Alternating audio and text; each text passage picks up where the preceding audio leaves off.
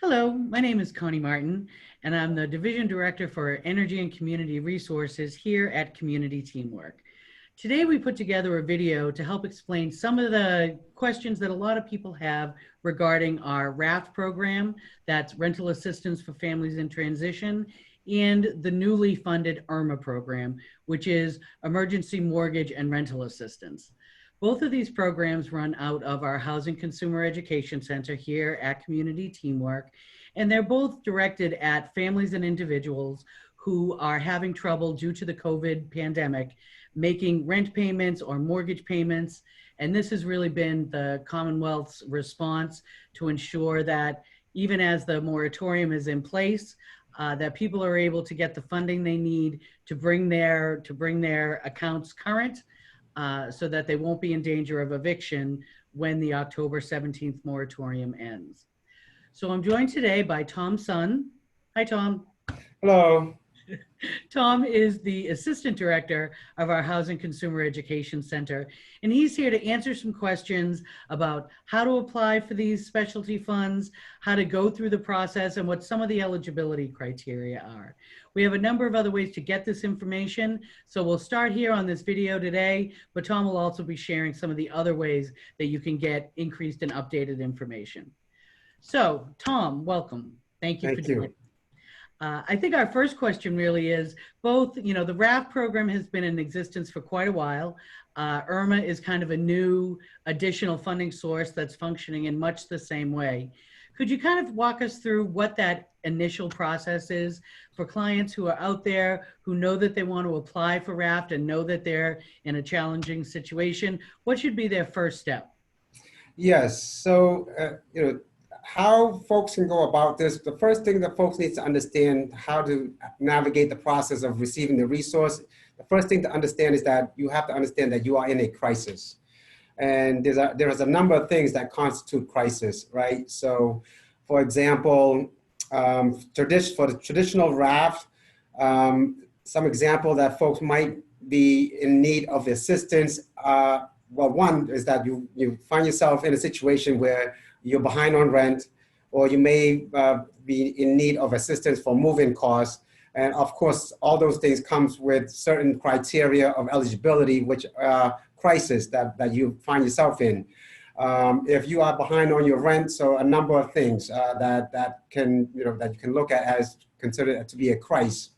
If you lost your job, for instance, and you weren't able to secure another employment right away, so you find yourself behind on rent for a month or two, losing your job will constitute a crisis. Maybe you have a medical bill that the insurance don't pay for, that you have to come out of pocket for. You might have a vehicle that is your main source of transportation that you have, say, for example, the transmission goes, it's going to cost you $3,000 to $4,000 to fix that. And if you're on a fixed income, low income, then obviously that's going to put you in a predicament where you might make some tough decisions. Should I pay my rent or should I get my car fixed? Obviously, you want to get your car fixed because that takes the transportation takes you to work, etc. Right? So some of these things that's constant. And obviously, when you apply for the assistance, we will take a look, obviously, case by case, individual by individual, to make that assessment and make that determination. For traditional RAF, the amount allotted for any individual family is up to $4,000 in assistance. And I know you mentioned ERMA. ERMA is something new in itself, and the criteria of eligibility is slightly different. ERMA is more for preservation. You won't be able to utilize ERMA for move-in costs. If you are currently living in a situation where you need to move out, you might be living in a unit that is deemed condemned, uninhabitable. You might be doubled up with a friend or family, and you need to move. We won't be able to use ERMA to make that transition. We would use traditional RAFT because ERMA is for preservation only. If you're currently living in the unit, currently owning that home, and you're behind on your mortgage, etc. So ERMA, the reason why ERMA is in place, I'm not going to get into any elaborate detail on it. Just a quick overview on that is that Typically, if if you exceed the RAFT AMI, area median income, if you exceed the RAFT income, then criteria for eligibility bracket, then you would fall under ERMA. So that's where, in a nutshell, it's just the income bracket that's dictates how to utilize ERMA or RAFT essentially. We right now, because of the pandemic, we as an organization is making every effort to make these resources accessible to every family and individuals who are dealing with this, obviously unconventional time, unconventional crisis that's happening to all families and whatnot. So we are trying to make it so we have access to, for instance, if folks are trying to apply, they can apply online with our Cognito system. If they don't have the technology or the resource to navigate that process, they can give us a call. We can mail out the application to them, or if they have means of transportation, they can come by our center to pick up a hard copy of that application as well. And obviously, we will have instructions of the documentation we need to be able to process that. And I think that's a great point, Tom, because we really are, I know, trying to make sure that people can access these resources, and honestly, all of the resources, the emergency resources here at Community Teamwork during this time in as many different ways as possible. If you found this video, you found our website, and that's really where the bulk of this information can be found at any time. As you look at, there's a hot link on the webpage to get to the application form if you're comfortable doing it online. If not, if you have questions, you can tune into our Zoom, which I know Tom is going to explain because it's one of my next questions. And then we also have, for people who really are challenged, whether it's technology or by language, you can always connect directly with staff at Community Teamwork, who can either take you through the process in your own native language or be able to direct you to resources that are available to help you, get the forms and everything else in the languages that you require. So since I've given it away already, how about we talk a little bit about our daily Zooms? Yes, absolutely. So our daily Zoom have been put together now, and we will have the links up and share that on our website as well. It's going to be Monday through Friday for the English workshop, and the Spanish workshop will be twice a week. It will be Tuesday and Thursday. And I want to go back and piggyback off what Connie just mentioned earlier, real quick, with regards to language on application staff. The great thing about our organization here is that we have a diverse group of staff that works here, whether you want the staff to assist you in Khmer, in Spanish, in English. So that's the great resource that we have here. So you can definitely give us a call directly, and we'll be able to connect you with that particular staff that speaks that language as well on that. So our Zoom workshop will, we'll talk about just general information with regards to having a better understanding of being a smart tenant, understanding the eviction process, know your rights as a tenant, and what the landlord can and can't do to you, and what the process look like. And we will help you understand and make you feel somewhat educated in terms of just general information that people aren't aware of. And also the process of applying for the application for the assistance itself, what we need, what is required to be able to process the application and get your application approved in a timely manner.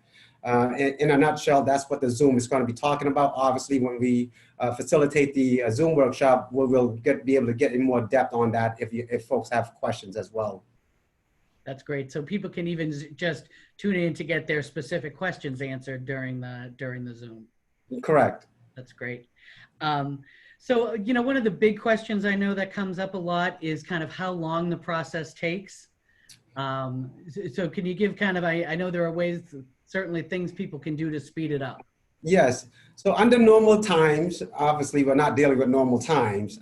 Generally, the process is fairly swift. It's about 2 weeks, assuming that we receive, and we say 2 weeks only just to give ourselves a little bit of time, but typically if we receive all the required documentation, I mean, I've completed an application in that same day. But obviously right now during the pandemic, we have a very, very high volume of folks needing assistance. So the number of application and inquiries that are coming through right now is, has been, magnified in so many ways. So right now, I don't want to give exact numbers, but typically we want to make the effort to get the application done within that 2 weeks, two maybe 3 weeks time frame. Of course, since the moratorium has been in place, we do find ourselves having a little bit more. We want to not encourage folks to be delayed, but just have some time with us and just give us some time to process the application, because it is a difficult moment, and we have a large volume of folks applying online, whether they're applying directly with us or indirectly. And and what's challenging right now is that folks are submitting application partially with their documentation included with those application. And that's what's been challenging, is that we're chasing folks for the documentation to complete their applications, which delay the process. So the answer to that is that we're making efforts to complete that application within 2 to 3 weeks. Beautiful. I know you talk a little bit about the documentation that's required, like so many other programs. So, I mean, I think we all expect that. But I know that there has been some loosening of some of the requirements. Could you kind of tell us what the key things are that people should have, documentation and have it prepared when they submit their application? Yes, absolutely. So the documentation are pretty standard and pretty basic, and the requirement has been relaxed to some degree. For instance, if before we required specific needs as far as ID, social, birth certificate, etc. I know now that because of the pandemic, I know City Hall may not be open, or the Social Security office may not be open. So some of that requirement has been relaxed. So if you happen to lose your Social Security card, I don't necessarily need to have that. I just, maybe if you remember the number, or maybe if you have anything that has your social on it, we can use that. And the most important thing to have is that we require to be able to process is your documentation of crisis. For example, if you are currently behind on your rent, a notice, a tenant ledger, something that reflects the amount that you are behind on, we can use that as your documentation of crisis, because that is required by DHCD to have something to show proof of crisis. Now, as far as personal documentation, that is somewhat relaxed. I could just have one individual in the household, the head of household's information, and still be able to process that application. That's great. When we once you go through this entire process with each one of our clients, how do the funds actually get dispersed? Yes, the funds will be dispersed directly to the landlord or the property owner, the vendor. When your application is approved, I myself or one of my staff would be able to give you a call or email you informing you that the application has been approved and for how much and when the vendor can expect the funds. Typically, we've been dispersing funds twice a month. I know because of the pandemic, it's been, we've been making, I know on an organizational level, we've been making efforts to try to disperse funds on a more consistent basis, weekly almost, depending on the process of the check to be determined and things like that. Beautiful. Well, I think we've covered a lot of the kind of basic questions that people will have. Certainly encouraging people to go to the website, but also to tune into the Zoom to get specific questions answered.